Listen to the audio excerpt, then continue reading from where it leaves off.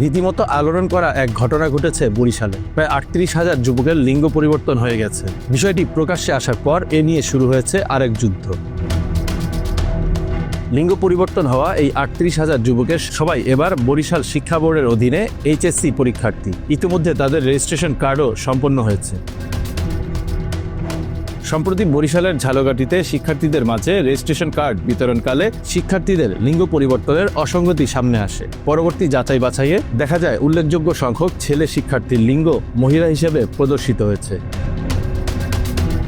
বরিশাল শিক্ষা বোর্ড কর্তৃপক্ষ জানিয়েছে, চলতি বছরে মোট ৮১,৮৩১ জন শিক্ষার্থী এইচএসসি পরীক্ষায় অংশগ্রহণের জন্য নিবন্ধন করেছে। এর মধ্যে এখন পর্যন্ত প্রায় ৩৮,০০০ শিক্ষার্থী লিঙ্গ সংশোধনের জন্য আবেদন জমা দিয়েছে।